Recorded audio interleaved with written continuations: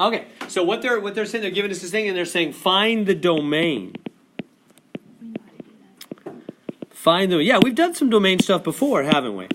Right, so this isn't totally new. So what does domain mean? Sometimes that's such a weird word.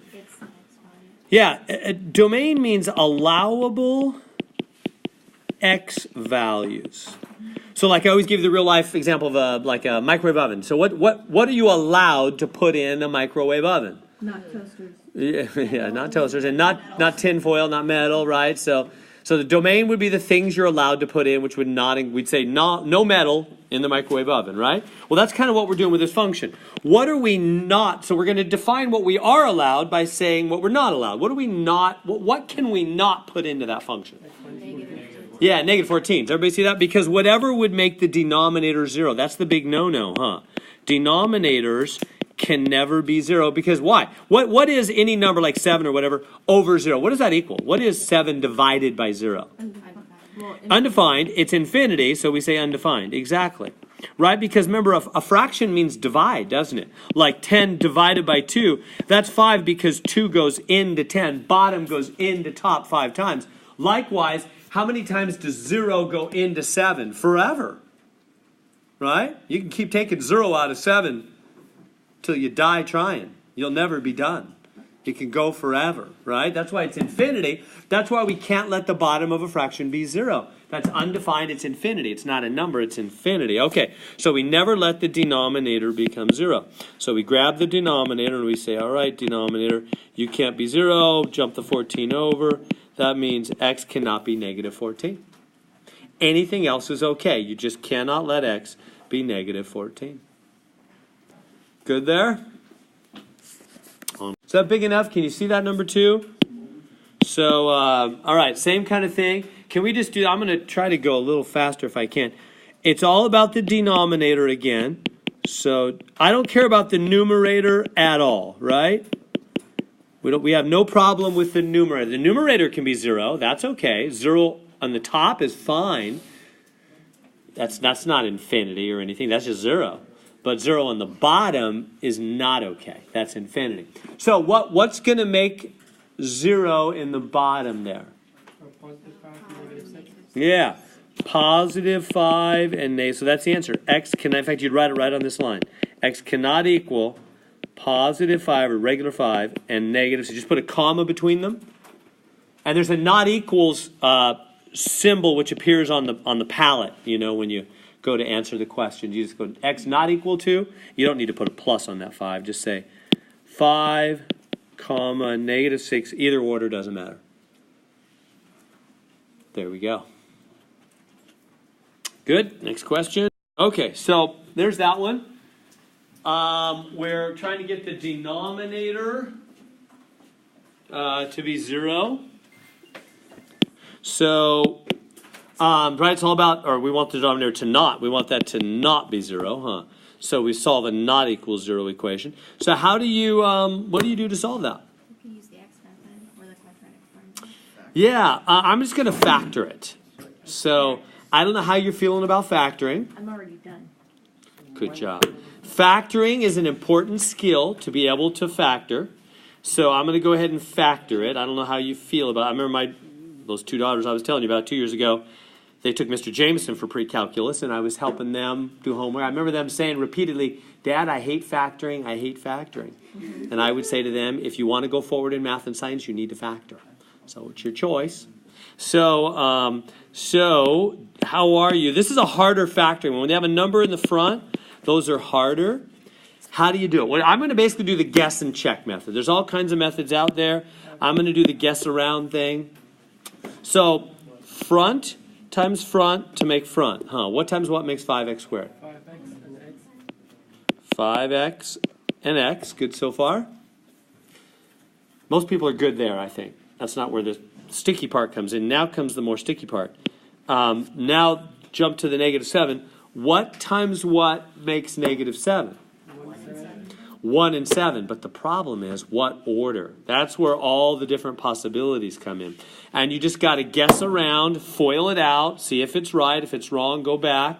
Now it might seem terrible and tedious. You might think, And I'm going to do it worst case because I want to show you what to do when it goes bad rather than just, but once you get good at this, you just go, 7 goes there because you got to get 35 to get 34. 1 goes there, minus there, plus there, done. Once you've done a million of those, I can just see the FOIL happening in my head because I foiled 10 million. I probably foiled a million times. I probably foiled 100,000 times. How about that? So if you foiled and foiled and foiled and foiled, you'll be able to just see the FOIL happening in your head and you'll know what it is. That's the right answer. Now let me do it wrong on purpose and show you how you know it's wrong and what you do about that. Suppose I put the 7 here and the 1 there. It actually goes in the other spot.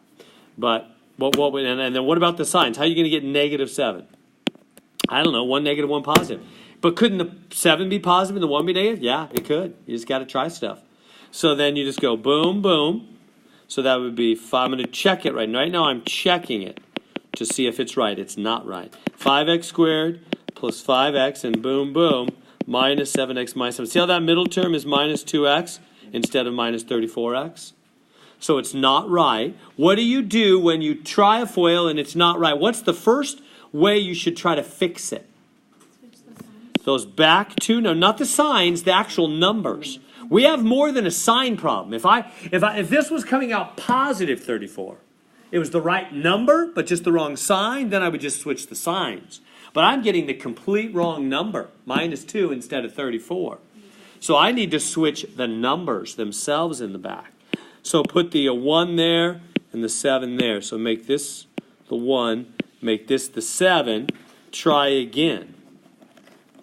That's still not right. The signs are wrong. Let's see it. 5x squared plus 35x minus 1x minus 7. Now the middle is plus 34x. Almost. It's just got the wrong sign. Now you just switch the signs. Make this one positive and make this one negative. It's going to be right. You could check it if you want. It's going to be 5x squared minus 35 plus 1x minus 7. See how that gives you minus 34 in the middle?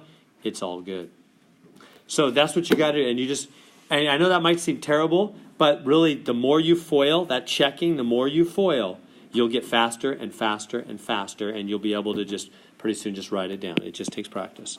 Okay, so let's go forward. So now we have 2 things multiplying not equal to 0. So that, you know what to do, huh? That means the first one could be 0 or the second, right? I have 2 things times to be 0. Either one could be 0, right? And then finish that up. Just jump the 1 or subtract 1. Same thing. From both sides, divide by 5. Here, just jump the 7. So x cannot equal negative 1/5 or 7. We good? All is well. Questions? All right. We don't care about the numerator. We only care about that denominator. Let me let you do that one. We want the denominator to not equal 0. So that x can be all in. Yeah. So x squared plus 7 is not equal to 0. Let me move it up a little bit.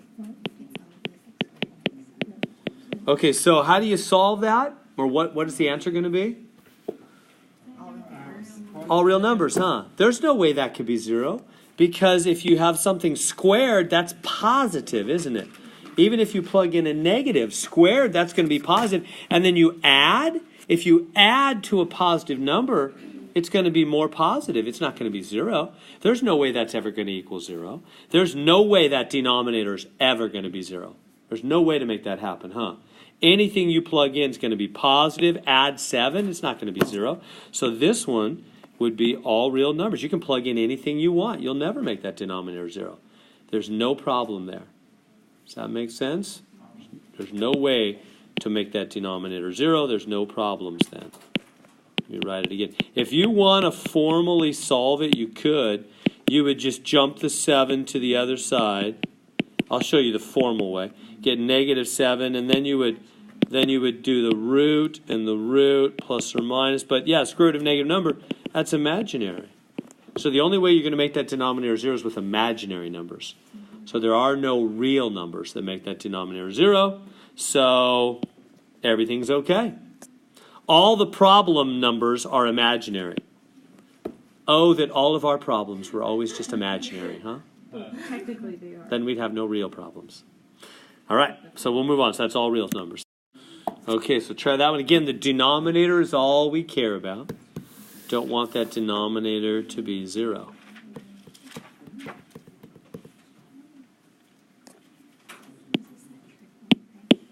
X plus 50 minus 15. No. 15 2. So grab that denominator and say, denominator, you can't be 0. Right, so we always do. Now, how do we solve that? Well, let's we could factor that x squared minus 100, right? X plus 10, x minus 10. It's a difference of squares, they call that. Remember that kind of factoring from your algebra days? And so now, what are we trying to figure out? We're trying to figure out which x values, what you could plug in there and what you could plug in there to make this thing be 0. So negative 10, yeah, there, or regular 10 there. What about the 3? He doesn't have an x slot. We're only looking for x slots and what we could plug in for x. If X on top was... So we don't care about the top. We're just looking for x's on the bottom that would make it 0. So the answers are x cannot equal negative 10. It's negative 10 or regular 10. And we're done. That makes sense? The 3 doesn't have an x, so we don't care. Yeah? You can skip all of that, right? Yeah, if you could just look at this and go, look, 10 or negative 10. Great. Absolutely. I hope you can. Is that good? The 3 doesn't have an x. Now, what if the 3 did? What, let me ask you guys this. What if it was 3x, x minus 10, x plus 10? What if the 3 had an x? So I would look here, say 10, look there, say negative 10, and I'd look there and say what? 0. Because plug in 0 and make that part 0. Then I'd have 3 answers, 0, 10, and negative 10, huh? We all good? So we're looking at that graph, and they're going to ask us a battery, literally 5 questions. First off, what's the domain and the range of the function?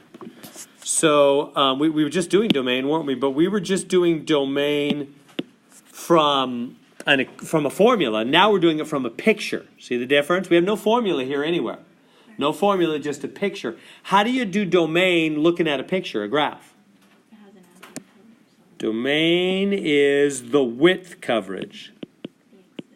Domain is how far left, how far right, what's the x coverage, the width, right? Because domain is possible x values, it always is. And you see it on a graph by looking at the width coverage. So does this graph go left forever? It does. See, this branch is, the graph is the blue. The red dotted lines are asymptote lines, aren't they? So the guidelines, right? And so this blue is going down and left forever. So that's going left forever. This part of the blue is going right forever. This is going down. This is going up. So yeah, we go left forever and right forever. But we don't hit one spot in the middle. We don't hit where that vertical dotted line is. That's an asymptote line, right? That's what today's section is all about, these asymptote lines. That's a guideline, a line the graph gets closer to forever without touching. So that vertical asymptote line, it's never going to hit that x value there in the middle. What is that x value? Can you tell? 1. Yeah, it's at 1 because, I don't know if you in the back can see, but that's a 3 there, 2 there, 1. So at x equals 1, it's never going to touch it. So x cannot be 1, but all other x values are covered. It goes left forever, right forever. It just never hits x equals 1. X cannot equal 1. Good there? How about part B? It's asking me for the, oh, I didn't do the range. Yeah, let me go back to the range. I forgot about, I'm not done. Range is the vertical coverage, huh? The vertical span. How far down? Well, the graph goes down forever there, up forever there. but it never hits what height? Negative one. Looks like that horizontal dotted line at -1. So it's y cannot equal -1. All other y values up and down forever are covered. Good on the range? Let's go to intercepts. Intercepts are where the graph runs into, let me clean it up here and erase my scribbles. Where does the graph run into the grid lines, the black axis lines? Oh, well, the origin. Just the origin right here, huh? 0, 0. So the intercepts, part C, 0, 0, part B, 0, 0. Question C, horizontal asymptotes. Yeah, at one. Oh, wait. Horizontal. So we see the horizontal dotted line right there. And notice where it hits the y-axis. Negative one. Right there at y equals, whoops, that's the horizontal. Right here at y equals -1. Right, that dotted line runs through the y-axis at y equals -1. Good? And what about the vertical asymptotes?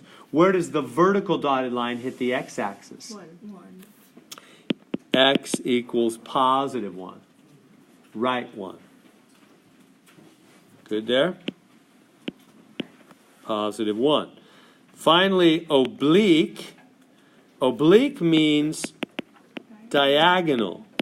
In this case, oblique usually means the weird case. They use it in other settings in real life. It means the weird case. In our case, diagonal. We don't have a diagonal dotted line up there. We will in the next problem. So we have none. Is that good? Questions on that one? So can you expand to number C? Part C, horizontal. Yeah, so this horizontal line right here hits the y-axis Just -1. at -1. Yeah, it's just right where it hits the y-axis. So it's y equals -1. That makes sense. You want to make that? Okay, so use the graph shown to find the following: the domain and the range of the function. So again, domain and range. This graph, what's his domain? Negative infinity. The graph goes up and right forever, down, up forever, down and left. It never hits what x value though?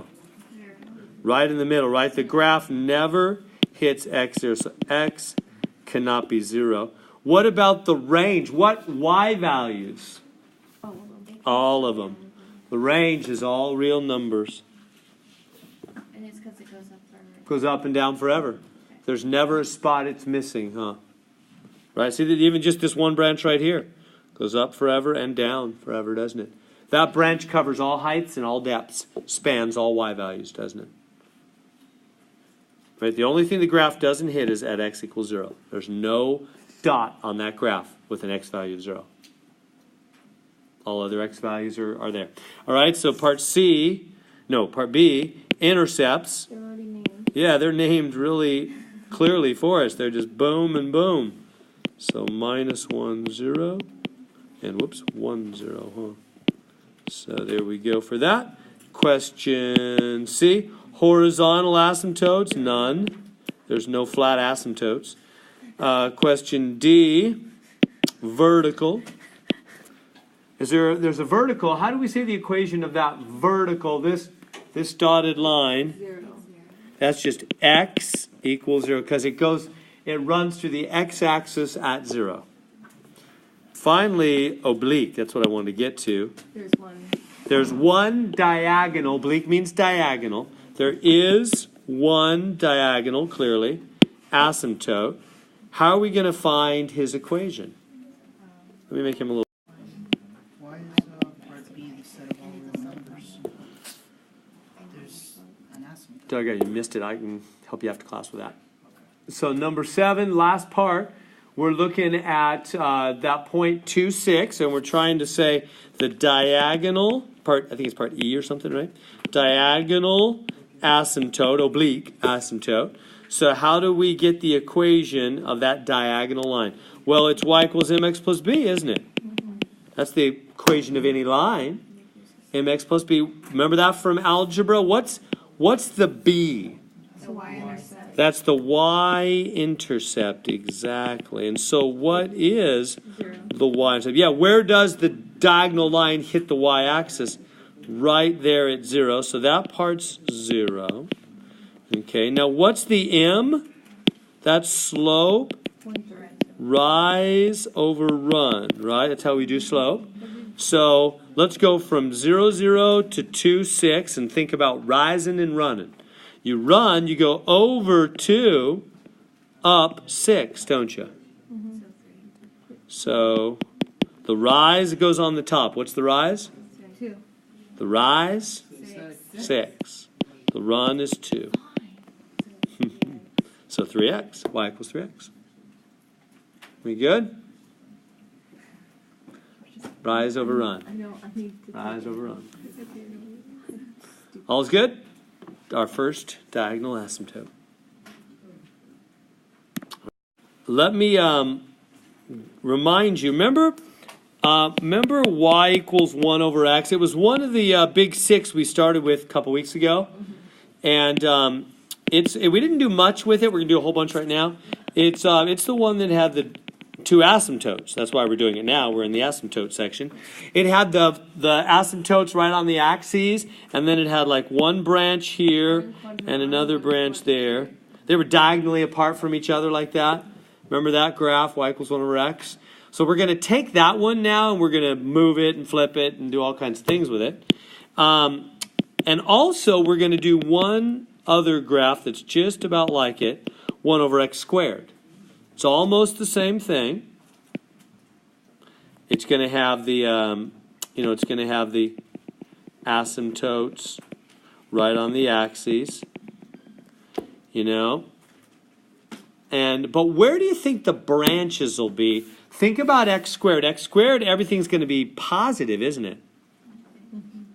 So instead of one branch above, instead of one branch positive and one branch negative, they're both going to be up here, aren't they? Does that make sense? That's the only difference. I mean, there's a little bit of difference. It does go up a little because the x is squared. It goes up a little faster and down a little. It gets flattened a little faster as well. But whatever. Generally, is a couple of branches. The main visual difference is they're both up. They're both up. Make sense? So now we're going to fiddle with a whole bunch of those graphs, changing things. All right, so they're going to give me f of x, or y, same thing, equals 5 plus 1 over x.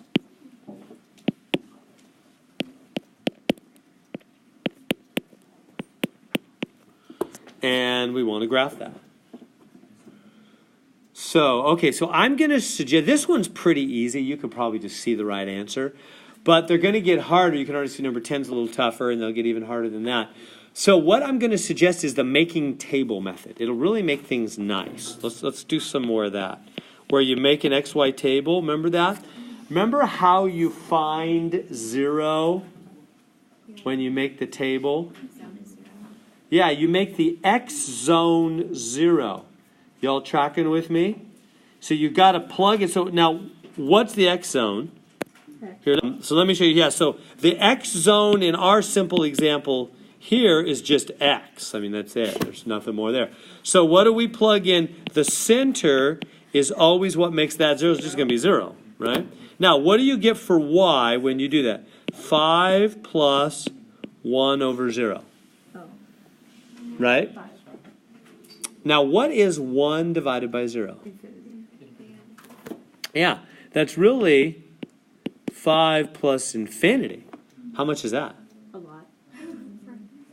It's infinity, right? Now, I want to do, and what is that telling us? Why is it the true, don't write it down, but the true answer is infinity there. What is that telling us? Well, that's telling us when you go to the graph, right at 0, there's going to be a vertical asymptote line. That's why the graph goes to infinity at 0. That's what it's telling us. There's a vertical there, right? You can't make the denominator 0. It makes infinity. That's why it's not in the domain. That's why there's a vertical asymptote there. That's why the graph rockets up to infinity there. Right, okay, great. But you know what I would also like to have? So that does tell me the vertical. And that's good, and that's helpful. But I would also like to know where the horizontal asymptote is, because I got two asymptotes here. I'd like to know where they cross. Well, here's a little trick to help you know where they cross. You just take that infinity thing, and you make it 0. Now, it's not really 0. But if you just make it 0, then this would be 5. That'll tell you, it's really infinity, but that'll tell you where the two asymptote lines cross. It's a nice little trick. So you go 1, 2, 3, 4, 5. Right there, there's the other asymptote line. Again, that's not really a point on the graph, right? The graph will not touch that point. It's going to go to infinity there. But that tells me where the other asymptote line is. Did everybody see that trick? I just make the infinity into 0. And that tells me the y value. So the 0, 5 is the new center, isn't it? It's the center of the asymptote lines. It's not a point the graph will touch.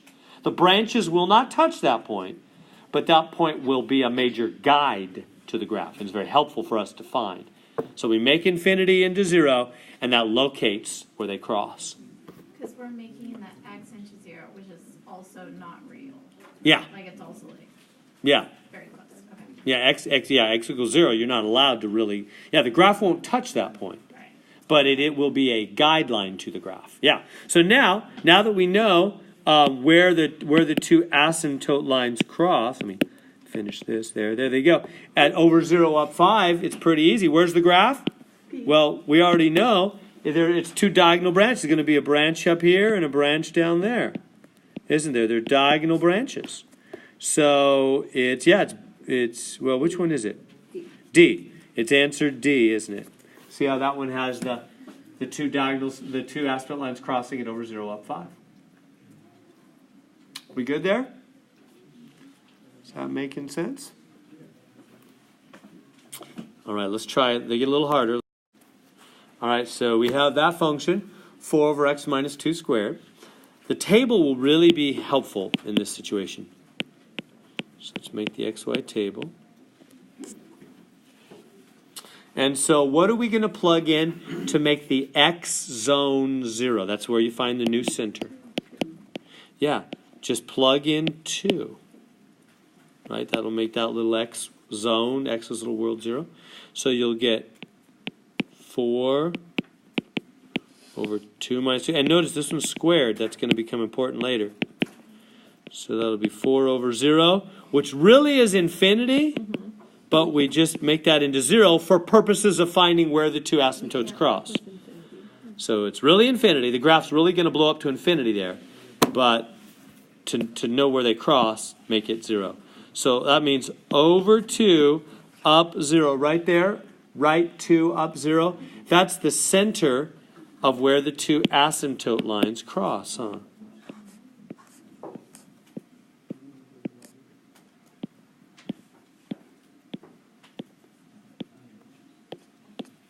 We good there?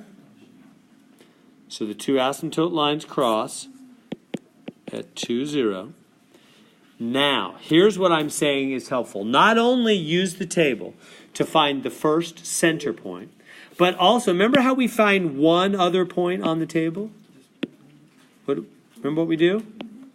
Add 1. 3. That'll be super helpful. That'll distinguish the right answer. So just add it. So you find the center point by plugging in what will make x 0. The x zone 0, I should say. And then add 1, 3, plug in 3. What are you going to get? 4 over 3 minus 2 squared. Yeah. 4 over 1, and that's 4. And we're not pretending. It really is.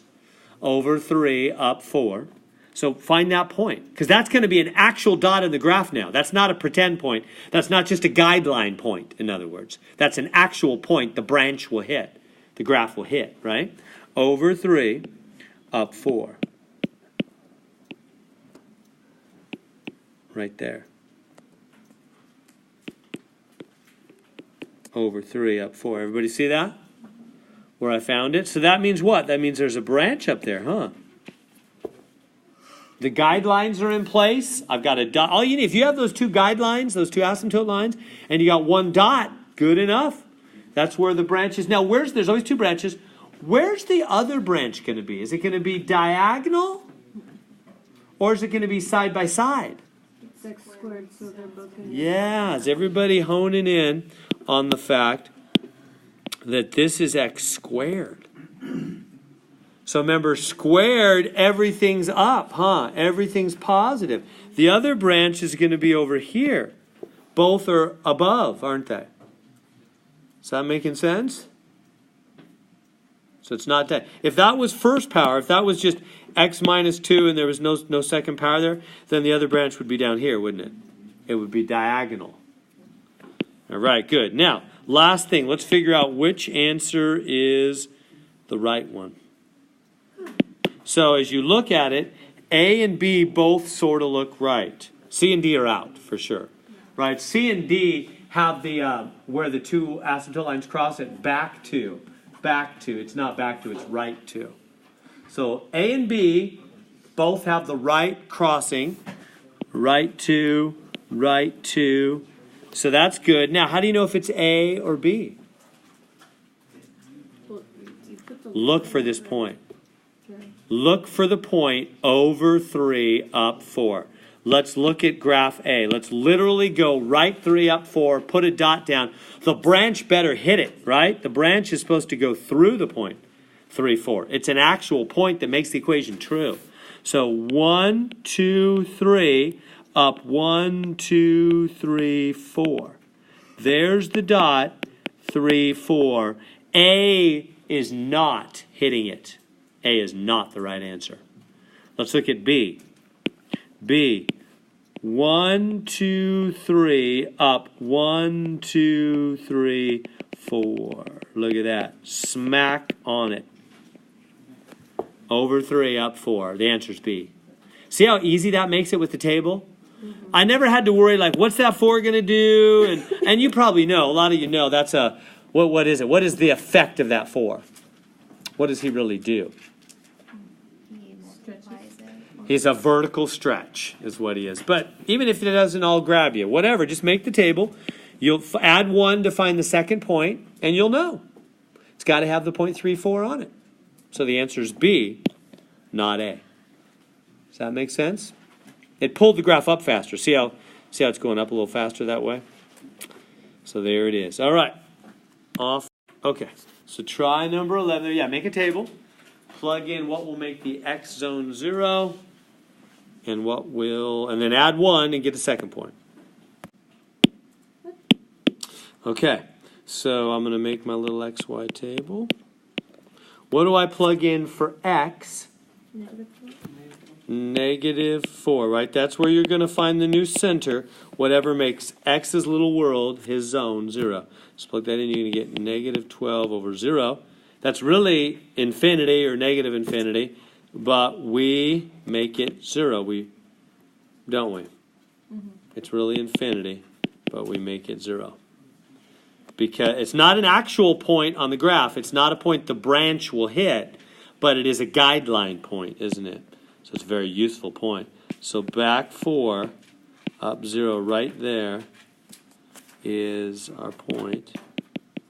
Back 4, up 0. So that's going to be the center of the vertical and the horizontal asymptotes.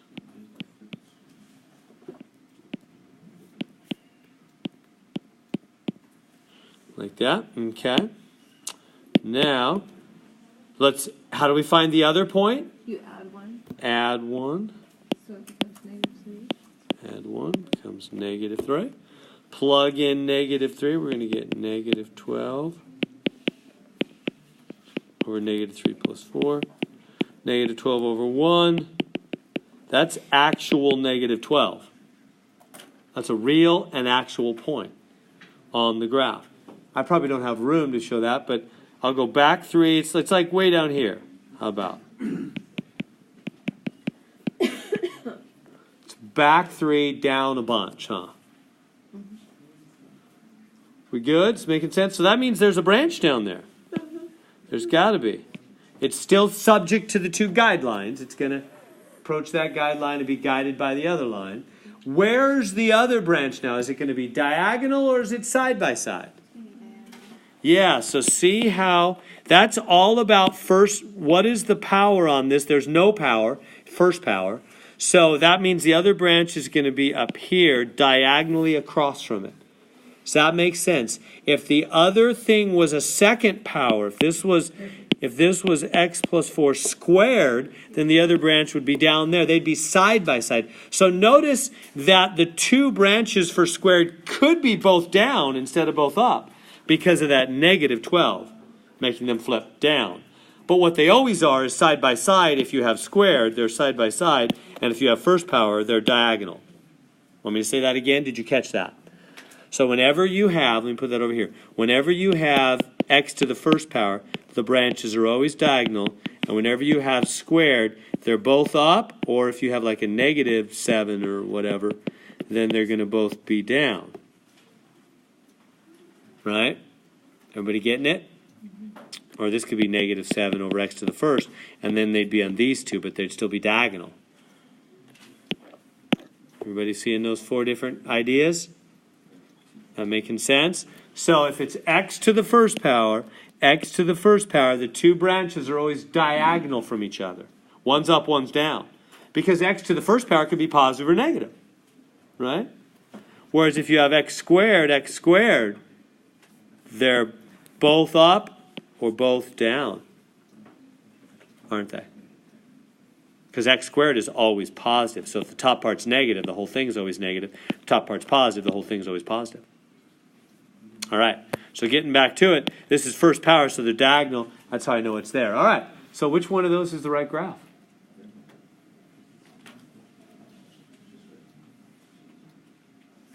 A, B, C, or D? No, it's not. D. D it is, huh?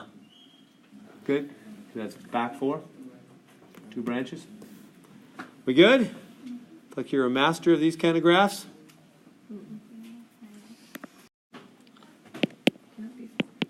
So how do you factor that denominator? X plus 4. Plus 4, right? Makes 8 in the middle, 16 at the back. So that's x plus 4 squared, isn't it? Can't be negative 4. So then make your table. Let me scoot this over.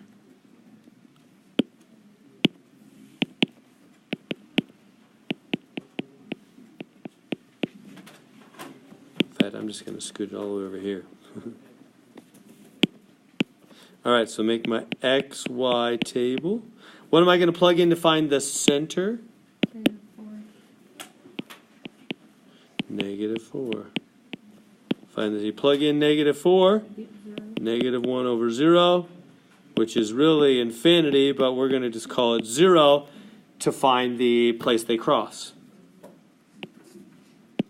So that means that back 4, up 0, right there, back 4, up 0, the two asymptote lines cross. It's x. Oh, it's a negative x squared, so you're both going to be on the bottom.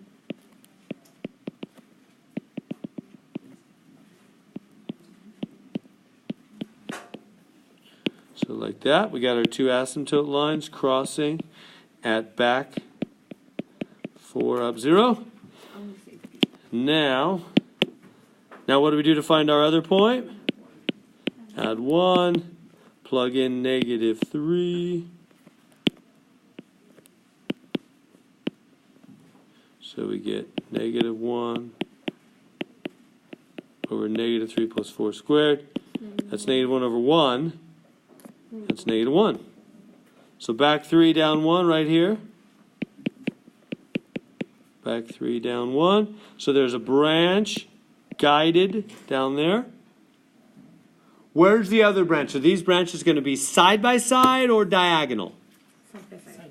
Because it's squared, they're side by side. Both down because of the negative, huh? That making sense? Makes sense. So which one is it? A, B, C, or D? Okay, so now I have to do 2 hours later. P it is. We good? All right, minutes. All right, let's try number 13. Same kind of thing. XY table. Plug in what will make the X zone 0.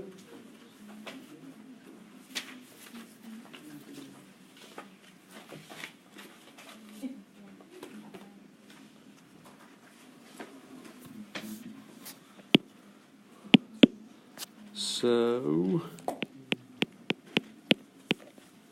all right, so to find the center, what's going to make the X zone 0? 2. This will be the center. So you're going to get Y equals 1 plus 2 over 2 minus 2 squared. 1 plus 2 over 0. 1 plus infinity, but we make the infinity 0, so we get 1. Everybody get that okay? So it's a little trick to find where the two asymptote lines are going to cross. So right 2, up 1, right there at 2, 1, the asymptote lines will cross.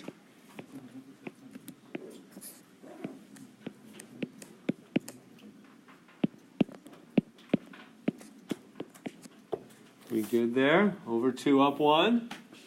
Everybody see how I did that? When I plugged in that 2, it made the bottom 0, and that's infinity, but it's 1 plus infinity, which is really infinity. But I just pretend that infinity is 0. 1 plus 0 would be 1, and that tells me where the two asymptote lines cross. It's not a point on the graph, but it's a crucial point to help us graph. It's where they cross. Now, let's find one more point. Just add 1. That'd be 3. Plug in the 3. What is y going to equal? 1 plus 2 over 3 minus 2 squared. 1 plus 2 over 1, 3? 3, 3? So over 3, up 3, right here. Over 3, up 3. I agree. It must be D. How are we doing? There's only a 3. Am I losing you? I just added 1. Plug in 3. 3 minus 2 is 1. 1 plus 2 is 3. So there must be a branch up there, right? Guided by those guidelines. And where's the other branch? Side by side or diagonal? Side by side because it's squared. Because it's squared, they're side by side. It can be positive or negative. In this case, it's positive. Is that good? So X could be. So which one of those is that? Is it A? No, A's the wrong way. No, it's D. Oh, I C or D? It must be D because only D has the 3. Oh, D. Oh, yeah, C goes below, huh? Yeah. The D, they're riding up. Actually, we could have known it was D a while ago, huh? It's the only one that's riding up. I didn't even need to Yeah. find the other point. Yeah. Well, All right, we good beneficial. on that? Okay, they've made this one look different. It has X's top and bottom, and we don't want that. Look back. See number 13? X is on the bottom only, right? Look at number 12. X is on the bottom only. Look at number 11. X is on the bottom only. Right? Look at number 10. X is on the bottom only. Number 9. X is on the bottom only. Right? And look at the general format we've learned. X is on the bottom only for these two branches with the two asymptote lines across. So we got to have that look. Here we're getting to the heartbeat of math in a lot of ways, math and science. That is, we learn a certain format, a certain look that, hey, if it looks like this with X's on the bottom only, it's going to be a couple of branches diagonally with asymptote lines. And if it looks like this with X squared on the bottom only, it's going to be a couple branches side by side with the asymptote. So we learned something very precisely, that if it has this certain look, do this, right? Well, then they'll suddenly give you something that doesn't have that look. Guess what you need to do? You got to change it to have that look. I call it plastic surgery to help people remember, right? We're removing the wrinkles to make it look different so that we can, because we don't even know how to graph it unless it looks like this. If it looks like these, we know how to graph it, don't we? So we go back here, and we're going to say, okay, looking like that, I have no idea. I have no formula or method when you got x's top and bottom. I got nothing. But if I can make it look different without being different, legal math operations that change the look without changing the value, and somehow get only x's on the bottom, then I know how to graph it. So that's what I'm going to do. It's a lot of what we do in math science, is we just learn a certain look, get everything to fit that look. So, all right, can I just cancel those x's right now? No, Why not? because all three terms have to have an x squared. Because Wendy says no. I'm just kidding. There's Wendy. Wendy does say no. What I give the reason? Didn't I give the Costco story thing? Yeah, plus and minus, right? So those on the top, because of that minus sign, that top is a package deal, which means if you want to cancel anything from that top, you cancel the whole thing or nothing. Package deal, like shopping at Costco. They're glued together. You got to buy the whole package or nothing. So can't do that. So instead, what we do is break up over a common denom. Break them up over a common denom. So I'm going to take this and go 5x squared over x squared minus 4. So that's just common denominator, huh?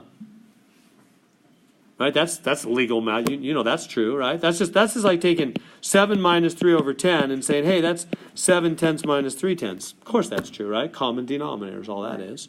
Now, why am I doing that? Why is that helpful, though? X squared is going to be canceled. Yeah, now, boom, because now we're just shopping at Save Mart. You can just cancel those x squareds, right? They're not glued. That 5's not glued, so you can cancel. Why is that so great? Because then it's just 5 minus 4 of us. That I can handle. That has the look I want, doesn't it? Okay, yeah. All right. Does that make sense? See how we change the way it looks? So there it is. Now, we know how to graph it. What do we plug in for the XY table here? 0. We plug in, what will make the x1 0, 0? When you do that, you get 5 minus 4 over 0,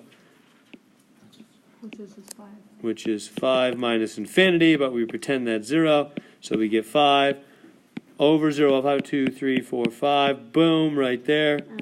Over 0, up 5. That's going to be where the asymptote lines cross. Over 0, up 5. Right there. And then where do the branches go? Well, we could do one more point, huh? Just add 1. So plug in 1, get 5 minus 4 over 1 squared. 5 minus 4, 1. Over 1, up 1, right there. 1, 1, there's a branch. Boom, boom. Did I do that right? Yeah. There's only one asymptote on each of those answers. No, the other one's being hid by the axis. Okay. Yeah, no, there are 2. And you can see because the graphs are conforming to both of them. Yeah, no, it's right. Good there. So see, I got the 1, 1. 5 minus 4 over 1 squared. 5 minus 4 was 1. So 1, 1. So here's a dot. So there's a branch. Now the branch is side by side or diagonal? Side by side. Squared, side by side. They're both like that. There we are. So that's the right graph. So whatever one that's up 5 in the middle, both going. Is it D? B. B? B and D both look kind of good, don't they? Well, where's the point on? Oh, I think it might be D because 1, 1, 1, 1. Oh, it is. Good. Yeah, B and D both look right. Which one is it? Find the point 1, 1. Yeah. Over 1, up 1's right here. B's missing it. See how B misses 1, 1? So it's D, because D hits it. See D at 1, 1 there? Over 1, up 1 right there. 1, 1. D hits it perfectly. Yeah, so that's why that second point, the table making, is helpful to eliminate options. Is that good? Abdul? It's going to be like a 5x squared plus x minus 4 over x squared. So we cannot solve it. If that was, so you're coming up with a different problem? Now, we're going to take an equation. So let me just write out for you what we need to do. So now, I'm going to write out a whole set of instructions for finding vertical and horizontal asymptotes. Vertical asymptotes. Real quick. So vertical asymptotes, step one, you factor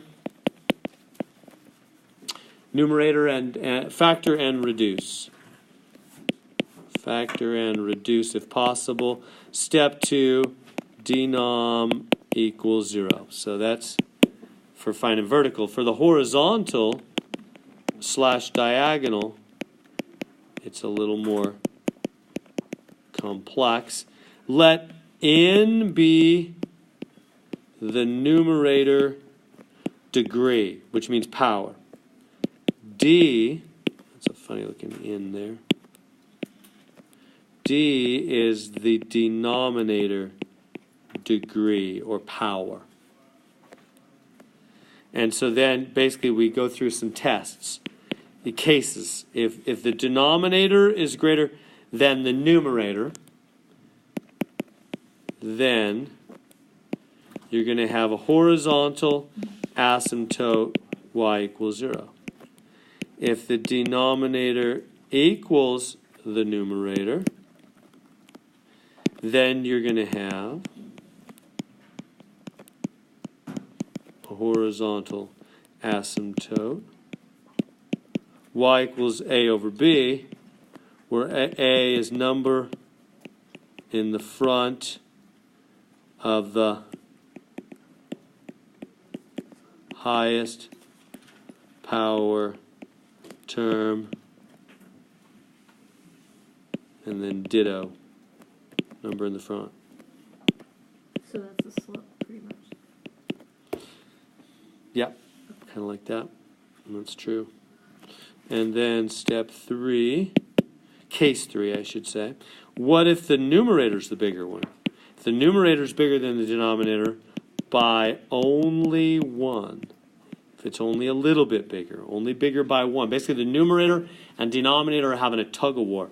So if the numerator wins the tug of war by only 1, then you have a diagonal. That's when you get the diagonal asymptote. It's y equals, it's diagonal, mx plus b. Find by long divide the denom into the numerator. And right up here will be your mx plus b. Finally, case 4. If the numerator is bigger than the denominator by 2 or more, then no horizontal or diagonal asymptote. So those are the cases. Those are the 4 cases for the horizontal / diagonal, and then the simple fact of what you do for vertical. So, all right. Okay. So first off, they want me to find the vertical asymptote. So you see what I'm talking about? There's no picture here, right? All the other ones we've been doing this last hour and a half have given me a picture. So I just look at the picture and go, oh, there it is. There's the vertical asymptote. But there's no picture. They're just giving me an equation. So how do you find vertical and horizontal asymptotes from an equation? That's this last thing we're looking at. So how do I find the vertical asymptote? Well, it said, first off, it said factor and reduce. There's nothing that needs to be factored. That's usually not needed. So it just grab the number. It's just like domain, huh? It's exactly like domain. Just take domain and say, hey, whatever makes the domain 0. It's equal 0 instead of not equal 0, but basically the same thing. And I don't care if you switch that up, whatever, you got the right idea. It's what makes the denominator 0. That's what wrecks the domain and makes a vertical asymptote, huh? So solve that, subtract 16 from both. X is negative 16. That's where we're going to have a vertical. So if I was to do this graph, I know that back at negative 16, back at negative 16, you're going to have a vertical asymptote. The graph's going to go up to infinity or down to negative infinity at x is negative 16. And now let's do the horizontal asymptote. So to find the horizontal, it's actually pretty quick once you get the hang of that little case study thing over there. It's all about the numerator and denominator power. What power is on x? Not the number in the front, the power on the x. So in the numerator, what power is on x? 1. In the denominator, what power is on x? 1. So in this case, the numerator power is 1. The denominator power is also 1. So you know what it's like? It's like the numerator and the denominator are having a tug-of-war. The numerator is trying to pull the graph up to infinity. And the denominator is trying to pull the graph down to 0, to flatten it out at 0. Who's going to win the tug-of-war? Whoever's more powerful. And in this case, they're tied. So that's case 2. Denominator equals numerator. Equal power. You're going to have y equals a over b horizontal asymptote. Now, what's the a and the b? Well, it explains over there. A and b are the numbers in the front. So that'd be the 13. And what numbers in front here? The 1. So 13 over 1. The numbers in front of the x's. 13 over 1, so that's y equals 13. There it is. What's that? That's up here at 13. That's a horizontal asymptote up at 13.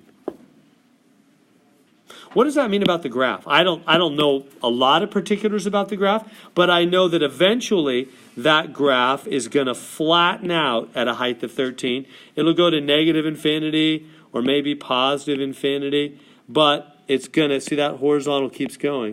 It's going to eventually flatten out right and left forever at the horizontal asymptote level. That's what that means. That's a horizontal asymptote is the eventual height. So right forever and left forever, it's going to flatten out, get closer and closer to a height of 13 on that. Wendy. So you might get the instance where you see a graph and some of it's crossing over the horizontal asymptote. They're just talking about what's going on the furthest right and furthest left. Yeah. There could be some crossing right in the middle. See that? See what Wendy's saying? It's a good question I get a lot. People say, wait, Miss Taryn, I thought you couldn't cross an asymptote. You cannot cross a vertical, but you may cross a horizontal. You cannot cross a vertical because a vertical, the domain doesn't exist, right? The bottom's 0. So you'll never touch a vertical, right? They never touch the vertical. But see how mine hits the horizontal? You can hit a horizontal a million times. Blah, blah, blah, blah, blah, blah. It's just that you eventually level off. That's what Wendy's saying. It's the eventual behavior, way off to the right and the left. Eventually you level off at 13.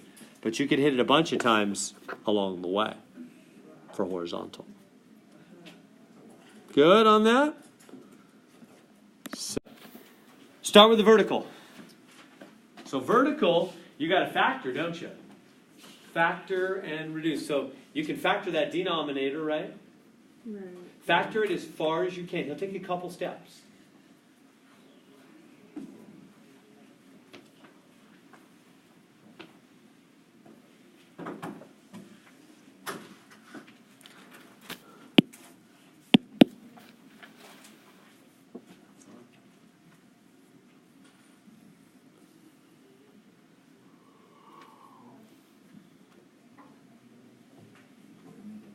Oh, okay. Well, that one was kind of easy. So how do we factor that denominator? X squared plus 9, x squared plus 3, x squared plus minus 3. So x squared minus 9, x squared plus 9 is our first step. Only one of those factors, though. We get to there. And then we can do another step, right? But only on half of it. Are you aware of that? Yes. This will break down. This is x plus 3, x minus 3. But what about that guy? He doesn't break down because He stays the same. You cannot do the plus one break it down further. Are you aware of that from algebra? Is that okay? Do you remember that on that, Rebecca? So, why, when we broke it down on a similar one that could not break down further, then you just put it back into like, it would be x squared minus 9 squared, that whole thing squared. Why are we breaking it down further just because we can? Yeah, we always break down as far as we can, always. Which I think you're thinking of something different on that example. Look back at that one. If you remember the number, I could look at it. We haven't done this exact thing today. So, and now, x plus 3, when I put a square in a parenthesis, Rebecca, like if you said, I heard you say that, that would be the exact same thing twice. These are not exactly the same. They're different. If they're both plus, that's what it is. Yeah, we had that one. It was x plus 4, x plus 4. See, they were both plus. They were both the same. These are different. That's right. Okay, yeah, so now does everybody know this does not become x plus 3, x plus. It's really important you know that. That's going to come up and up and up and up and up throughout this course and especially in calculus. It's one of those little things that will just nag at you and wreck you in problem after problem after problem. I have a junior high son at home, so I use the word wreck. It always cracks me up. That wrecked you, Dad. You know, that's such a funny phrase. What, it wrecked my car? I mean, what does that mean? You know, anyway, so it just cracks me up. So I like to use it and kid him with it. Anyway, all right, wrecked it. So it'll mess up your work if you think that, right? Let me prove it's not true. If you checked it, you would see it's not true. Boom, boom. X squared plus 3x, boom, boom, plus 3x plus 9. That makes 6x in the middle. You see, that's not right. That's not right. So you have to really, really know that. I call it double-double. I like In-N-Out Burger. So the double-double with the minus you can do. The double-double with the plus you may not. What do I mean? This is double-double. This is XX 3, 3. This one's also a double-double. XX 3, 3. You know, they call it squares. X squared, 3 squared. Double-double, right? With minus, you can do it. 1 plus 1 minus, because positive 3 times minus 3 is minus 9. With plus, you may not. All right, I'll quit beating that drum. I hope you're good. You got to know that. It'll kill you. Literally, mathematically, anyway, to not know that. It'll just keep coming up all the time. All right, so anyway, we get to here, right? That's as far as we can factor it. So now what do we do? Well, we're looking for anything that makes the denominator 0. What makes that part 0? Negative 3. What makes that part 0? Regular 3. What do I plug in? We're looking at all the different x slots that make anything that makes denominator 0 is a vertical, right? Denominator 0 is a vertical asymptote. Wrecks the domain, and it's a vertical asymptote. So what about this third one? What can you plug in there? Nothing. So everybody clear on that again? Because anything squared is positive. Add 9, you're not going to be 0. Right? So then the vertical asymptotes are at x equals negative 3 and positive. If you do the graph, there'd be one back at negative 3. There'd be another one at positive 3. We good to there? We got to do the horizontal. Yeah, I can do the horizontal in the upper right corner, I think, because there's not much to it. Squeeze it in up here. The denominator is bigger than the Horizontal asymptote. What's the numerator's power? It's the tug of war. How much power does the numerator have? 2. How much power does the denominator have? Much more power. Who's going to win the tug of war?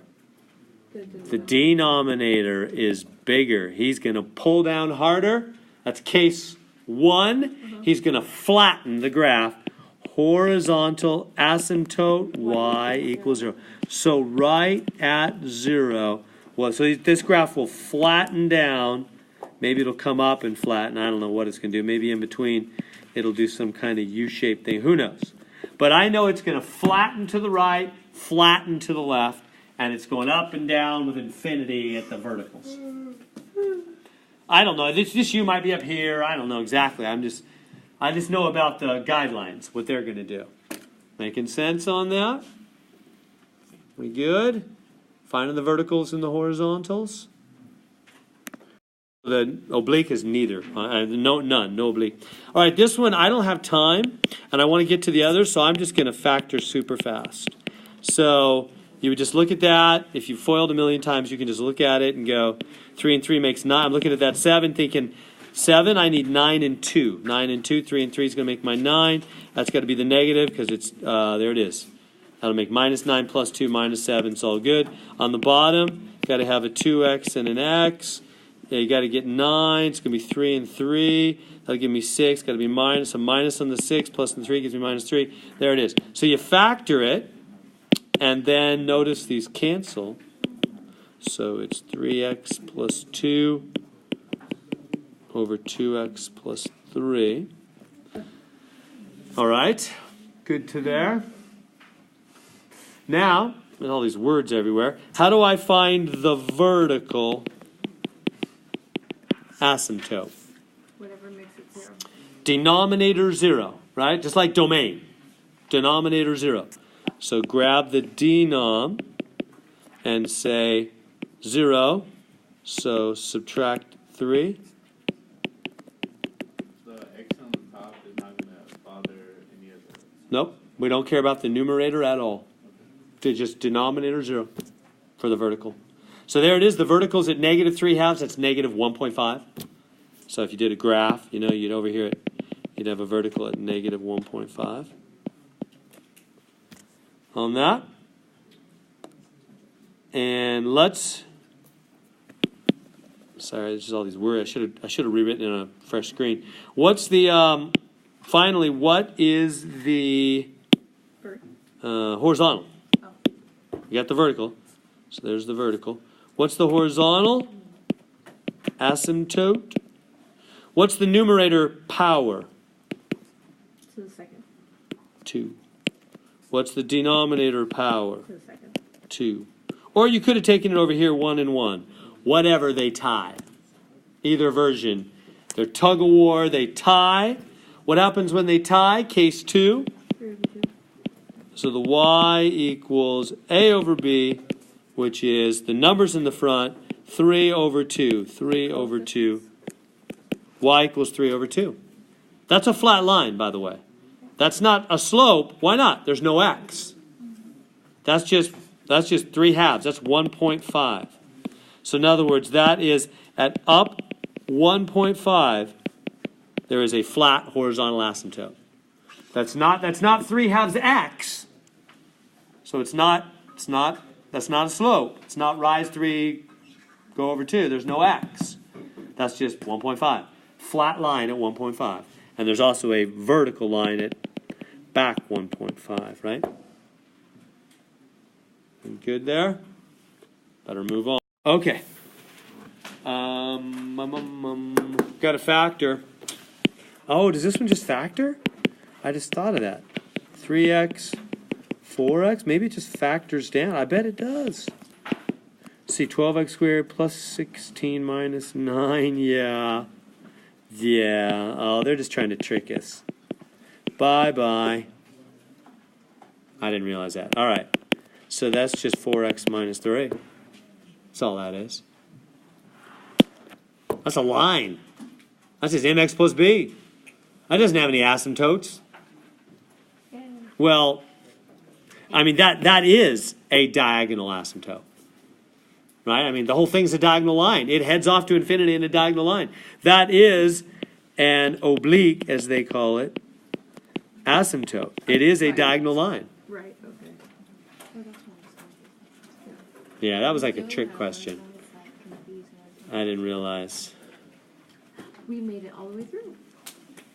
Okay, let's see. We got a minute. Let me do the last one. Everybody good with that? So that is an oblique. That means there's no horizontal, right? Because as you go off to infinity, you either go flat or you go diagonal or you rocket, and that one goes diagonal. So it doesn't go horizontal. There's no vertical asymptote because the denominator vanished, right? We good? There's no vertical, no horizontal. There's only an oblique. That is the equation of the oblique. All right, let's factor that thing. You know how it factors x squared plus 9, x squared minus 9. The bottom, how do you factor that bottom? Oh, and then the x squared minus 9, you remember, becomes x plus 3, x minus 3, right? Like we did a minute ago. Right. Yeah, take out a 2x, GCF, leaves x minus 3.